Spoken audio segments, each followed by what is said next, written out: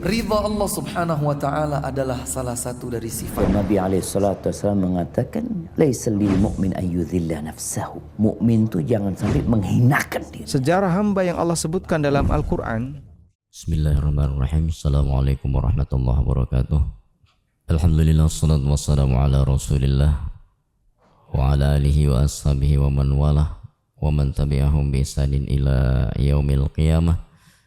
Qala Allah tabaraka wa ta'ala wa ratilil qur'ana tartila wa qala aydan fa idza qara'nahu fattabi' qur'anah wa qala an-nabiy sallallahu alaihi wasallam afdalukum man ta'allama al-qur'ana wa 'allamah.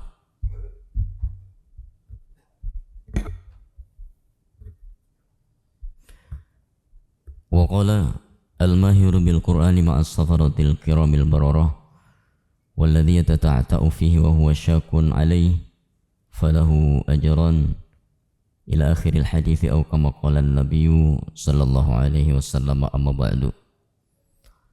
Bapak-Ibu sekalian yang semoga senantiasa dirahmati Allah Subhanahu wa taala, melanjutkan kembali kajian tajwid bersanad di mana sebagaimana disebutkan Allah Subhanahu wa taala dalam surah Al-Qiyamah, fa idza qara'nahu fattabi' qur'anah. Dan ketika kami membacakan Al-Qur'an itu, fattabi' qur'anah, maka ikutilah bacaannya. Sehingga kita tidak membaca dengan inisiatif sendiri, dengan cara kita mereka-reka, tidak, akan tetapi kita membaca Al-Quran berdasarkan sanad yang bersambung sampai kepada Rasulullah Sallallahu Alaihi Wasallam. Telah kita bahas tentang profil kajian tajwid bersanad ini, target pembelajaran kita yang pada puncaknya adalah membaca Al-Quran sesuai dengan yang diajarkan. Sebagaimana disebutkan, Iqra'ul Quran kama ulimtum, bacalah Al-Quran sebagaimana kalian diajarkan. Kemudian kunci sukses di dalam mempelajari tahsin Al-Quran diantaranya adalah, dan yang paling pokok, mengikhlaskan niat kita karena Allah Subhanahu wa taala. Karena membaca Al-Quran itu adalah bagian daripada sunnah yang sangat tinggi, sebagaimana dikatakan sahabat Abdullah bin Mas'ud radhiyallahu taala anhu, al-qira'atu sunnatun muttaba'ah, bahwa membaca Al-Quran itu adalah satu sunnah yang caranya harus mengikuti Rasulullah sallallahu alaihi wasallam. Kemudian pokok bahasan telah kita bahas sedikit di pembukaan, yaitu mengenal tentang kefasihan kita di dalam membaca Al-Quran. Dan apa makna fasih itu? Sebagaimana kita lihat di dalam layar kita, belum tampil, bahwa fasih secara bahasa itu adalah al-bayan atau terang, atau al-wadih yang artinya jelas. Jadi fasih itu jelas, bukan hanya bacaan yang dengan suara yang sangat merdu. Itu adalah salah satu fadilah yang Allah berikan ketika seorang diberikan suara yang merdu, ya. Ketika tidak, maka kita masih tetap berkesempatan untuk mempelajari kefasihan tersebut, yaitu membaca dengan jelas. Setiap hurufnya kita baca dengan jelas. Setiap hukum-hukum bacaannya kita baca dengan jelas. Semisal ketika kita baca lafaz Bismillahirrahmanirrahim atau A'udzubillahi minasyaitonirrajim, maka di situ kita baca dengan jelas. Hamzahnya seperti apa, ya, kita baca dengan jelas. Ainnya kita baca dengan jelas. Kita bedakan antara hamzah dengan ain. Nah, itulah fasih. Zu, ketika kita mengucapkan zal, maka tidak boleh disertai dengan desisan nafas seperti misalkan a'uzu. Nah, itu tidak boleh. Itulah yang disebut dengan fasih. Kenapa? Karena fasih itu sebagaimana yang kita lihat maknanya adalah, ya, al-wadih atau jelas, ya. Kemudian mengenali huruf-huruf hijaiyah, maka kita, Bapak-Ibu sekalian, ketika membuka Al-Quran akan muncul beberapa huruf yang tersusun Seperti misalkan ketika kita melihat lafaz Alhamdulillahirabbil alamin, di situ ada alif, ada lam, ada ha, ada mim dan seterusnya. Nah, maka kita harus menyebut huruf-huruf tersebut dengan benar. Karena ada sebagian jamaah yang tidak mengenali huruf-huruf itu.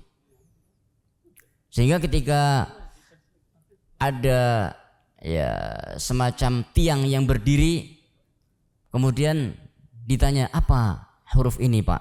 Dijawab, itu huruf A Ustadz. Nah, kemudian ketika ada huruf yang berbentuk terbuka ya seperti nampan, kemudian ada titik di bawahnya, spontan dijawab, ini huruf ba ya, ini huruf ta ketika titiknya 2 di atas. Maka sebagaimana yang kita lihat, itu bukan huruf A dan huruf ba dan huruf ta, tapi itu adalah huruf alif, kemudian itu huruf ba, itu kemudian huruf ta. Nah, itu harus kita kenali.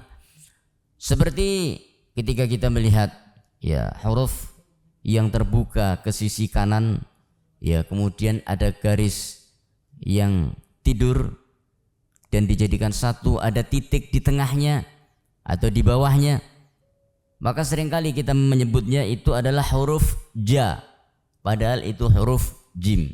Ya, maka kita kenali ya nama-nama huruf hijaiyah tersebut. Kenapa demikian?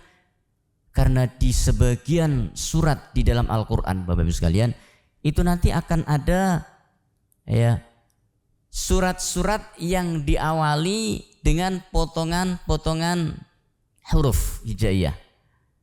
Sehingga ketika kita membaca awal surat tersebut, kita menyebut ya huruf itu dengan namanya, menyebut huruf tersebut dengan namanya.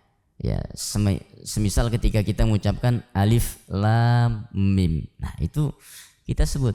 Jika kita tidak mengetahui namanya, maka wajar jika sebagian jamaah, dan ini terjadi dulu ketika membaca alif lam mim, ada yang membaca bukan alif lam mim tapi alama. Kenapa? Karena yang dikenal adalah ya bukan lam, tapi yang dikenal adalah la. Yang dikenal bukan mim, tapi yang dikenal adalah huruf ma. Ya, maka di sini pentingnya kita mengenali huruf-huruf hijaiyah. Baik, kita akan langsung melanjutkan ya praktek bacaan kita di surah Al-Baqarah pada ayat 11, Bapak Ibu sekalian. Ayat 11 dan 12 kita baca pada pertemuan 2 ayat nanti. Ayat 11 dan 12. Sebagaimana telah kita bahas sebelumnya, bahwa keumuman ketika kita membaca Al-Quran diawali dengan ta'awudz, dan jarang kita dengar membaca basmalah. Maka hal ini dijalankan oleh Imam Asy-Syatibi rahimahullah ta'ala, bahwa ketika kita membaca basmalah di awal surat itu dianjurkan di seluruh surat di dalam Al-Quran kecuali surat At-Taubah atau surah Baroah. Maka kita tidak membaca basmalah. Adapun di tengah surat, sebagaimana disebutkan Imam Syatibi, wa fil ajza'i khayyaru man tala, kata beliau, membaca basmalah di tengah surat, maka itu diserahkan, boleh membaca dan boleh tidak bagi para pembaca Al-Quran. Baik, kita lihat sekarang di dalam surah Al-Baqarah ayat yang ke-11 ya. Kita baca dari ta'awudz ya. A'udzu billahi minasy syaithanir rajim. 1 2 3.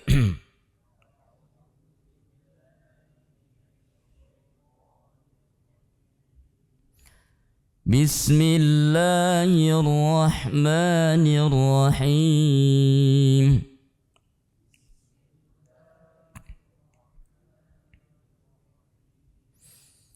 Empat hal yang harus kita perhatikan dalam baca yang telah kita jelaskan sebelumnya. Pertama, cara membaca panjang pendeknya, matnya kita perhatikan, tidak boleh dilebihkan dari tanda yang sudah ada dan juga tidak boleh dikurangi. Yang kedua adalah dengung. Ketika bertemu dengan bacaan dengung, nun dan mim tasydid itu harus kita curigai. kita tahan sebentar bacaannya, tidak boleh langsung. Yang ketiga, cara membaca sukun tidak boleh dipantulkan. Ya. Hanya 5 huruf yang boleh dipantulkan, ba, jim, dal, to, kof. Kita singkat menjadi baju di toko. Kemudian yang keempat, kita usahakan tidak tanafus atau mengambil nafas di tengah bacaan, Bapak sekalian. Ya, itu tidak boleh. Ya, pada asalnya tidak boleh, kecuali kalau kita memang dalam tahap latihan yang belum mampu, maka boleh. Ya. Tapi tentunya untuk meningkatkan ya kemampuan kita dalam baca Al-Quran, kita harus melatih. Ya. Baik, kita lihat ayat 11. وَإِذَا قِيلَ لَهُمْ لَا تُفْسِدُوا فِي الْأَرْضِ قَالُوا 1, 2, 3.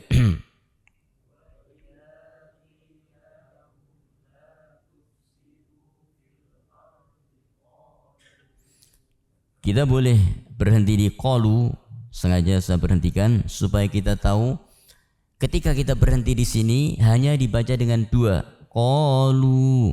Loh, kan di atas ada tanda panjangnya Ustadz. Betul, ada tanda panjang yang boleh dibaca sampai 4 harokat. Namun tanda tersebut hanya berlaku ketika kita menyambung dengan yang sesudahnya. Ketika kita berhenti, maka tanda itu tidak berlaku. Baik, sebagaimana kita baca qalu, berhenti hanya dengan 2 saja. Kemudian kita ulang dari qalu, maka berlakulah tanda itu, ya. Qalu innama nahnu muslihun. 1, 2, 3.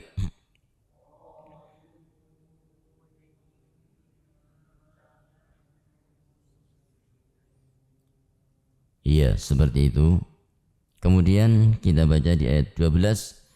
Ala innahum humul mufsiduna walakin la yash'urun. 1, 2, 3.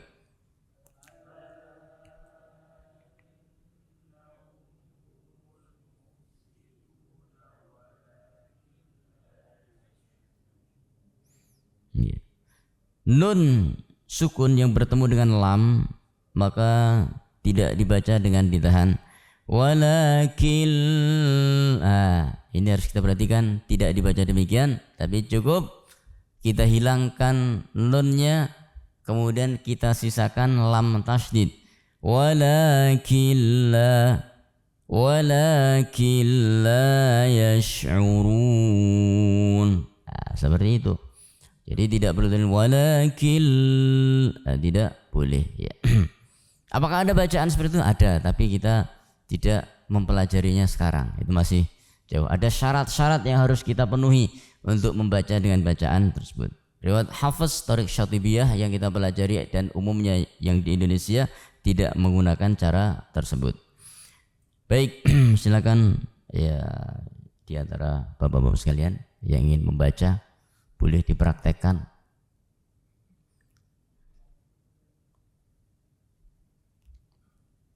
Ya, boleh kalau mau dimulai.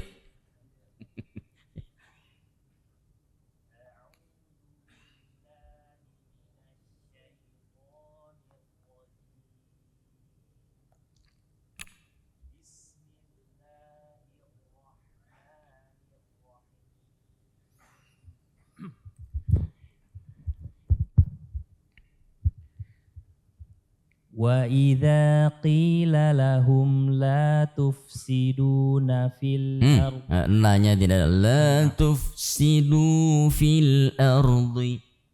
وَإِذَا قِيلَ لَهُمْ لَا تُفْسِدُوا فِي الْأَرْضِ قالوا إِنَّمَا نَحْنُ مُصْلِحُونَ. ألا إنهم هم المفسدون ولكن لا يشعرون. Masya Allah, barakallahu fiik. Iya. Muslihun dan yash'urun sebagaimana telah dibaca ya. Itu ketika kita membaca 2 pertama, selanjutnya 2 terus, ketika 4 terus, ketika 6 terus, sebagaimana telah dibaca sahabat kita tadi Pak Satya. Nah, seperti itu ya. Kenapa demikian? Sebagaimana disebutkan Imam Ibnu Jazari rahimahullah taala, wal lafdhu fi nadhirihi kamitslihi. Dan setiap hukum itu dibaca yang sebanding dengan hukum yang sama. Tidak boleh tumbang tindih, yang satu dibaca 2, satunya dibaca 4, ketemu lagi dibaca 6, tidak boleh. Walaupun boleh tiga-tiganya, kita harus konsisten ketika memilih salah satu bacaannya. Terkait dengan tafkhim, yang dimaksudkan adalah tebal. Bagaimana cara menebalkan huruf dalam huruf hijaiyah yang memiliki sifat tebal? Ada 2 cara. Yang pertama adalah dengan mengangkat pangkal lidah, ya. Pangkal lidah terangkat, ya. Qi, ya, qi, ya. Kira-kira misalkan lidah kita seperti ini, yang pangkalnya lebih diangkat, ya. Qi. Yang kedua, suara kita itu lebih terkumpul di dalam daripada keluar. Qi, bukan seperti kaf, ya. Misalkan ketika kita membaca wakila, itu keluar. Kalau tafkhim atau tebal itu suaranya lebih di dalam. Seperti yang disebutkan wa idza qila, seperti di dalam suaranya. Jadi itulah perbedaan antara tafkhim dan tarkik atau tipis dan tebal, ya. Baik, tafadhol, jika ada pertanyaan boleh disampaikan terkait dengan bacaan tajwid hari ini atau tentang pembahasan yang sudah berjalan dalam beberapa kali pertemuan ini terkait dengan hukum-hukum tajwid membaca Al-Quran. Silahkan Pak. Yang ayat 11 Ustaz. Ayat 11 taib. Ya, kan wakafnya di fil ardi qalu. Taib. Nah, apakah kalau kita mulai qalu itu bukan dihitung wakafnya di fil ardi ya Ustaz? Kalau mulainya di qalu. Ya, apakah ketika kita berhenti di qalu dihitung wakafnya bagaimana tadi?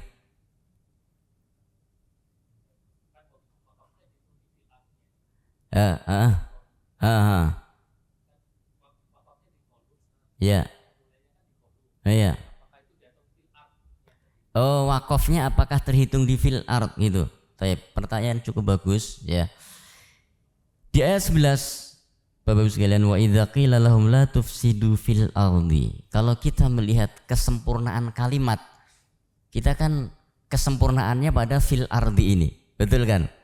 Ya. Tapi kenapa wakafnya di qalu? Apakah dengan wakaf di qalu itu kemudian terhitung wakafnya di fil ardi? Gitu ya maksudnya ya. Gitu bukan? Kalau mulai di qalu, ya. Berarti wakafnya hitungannya di fil ardi dari qalu karena memulainya dari qalu, ya gitu kan. Betul sekali, betul. Apa faedah yang kita ambil dari sini Bapak Ibu sekalian? Seandainya kita wakaf langsung pada fil ard, apakah boleh? Boleh. Boleh. Akan tetapi status wakafnya di sini adalah wakaf hasan. Wakaf hasan. Apa wakaf hasan itu? Wakaf hasan adalah ya, artinya wakaf yang bagus. Jadi ada wakaf bagus, ada wakaf sempurna. Kira-kira antara bagus dan sempurna itu lebih tinggi mana Pak? Sempurna. Lebih tinggi wakaf sempurna. Ketika kita langsung berhenti, wa idza qila lahum la tufsidu fil ard qalu, kita mendapatkan wakaf hasan, mendapatkan wakaf bagus. Nah, tapi ketika kita berhenti di qalu, kemudian kita ulang dari qalu dan berhenti akhirnya nanti pada muslihun, maka kita mendapatkan wakaf kamil atau wakaf sempurna. Maka itulah kenapa kita kemudian ya memilih wakaf pada qalu, kok enggak langsung pada fil ard, ya. Sehingga kita mendapatkan wakaf yang kamil, sehingga ketika kita melihat maknanya pun juga mengikuti makna yang sempurna, tidak ada yang tercecer dari makna-makna tersebut. Karena wakaf ada kalanya bernilai dengan wakaf qabih atau wakaf yang buruk. Kenapa buruk?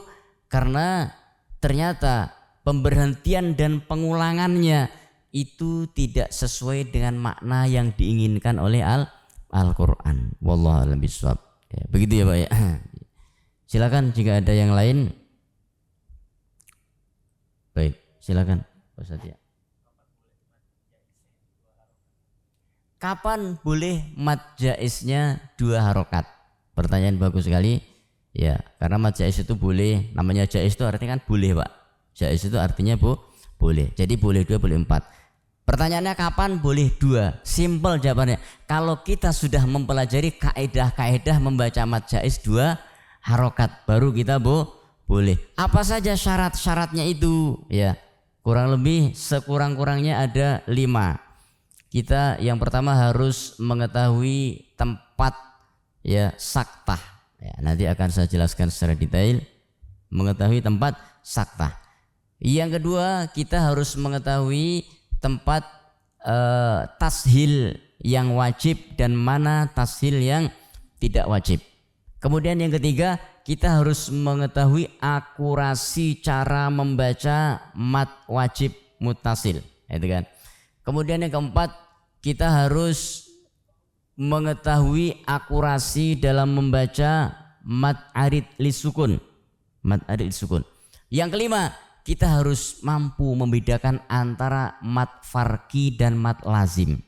Ketika kita 5 ini mengetahui, insyaallah itu adalah sebagai modal bagi kita ya cara membaca mad jaiz dengan 2 harokat. Insyaallah di lain kesempatan saya terangkan itu jika kita sudah mampu membaca dengan baik dan benar. Wallahu a'lam bishawab. Baik Bapak sekalian, jika sudah tidak ada pertanyaan, kita cukup sampai di sini. Insyaallah kita lanjutkan di kesempatan yang akan datang. Wallahu a'lam bishawab. Subhanakallahumma wa bihamdika asyhadu an la ilaha illa anta astaghfiruka wa atubu ilaik. Wassallallahu ala nabiyyina Muhammad wa akhiru da'wana alhamdulillahi rabbil alamin. Akhirul kalam. Assalamualaikum warahmatullahi wabarakatuh.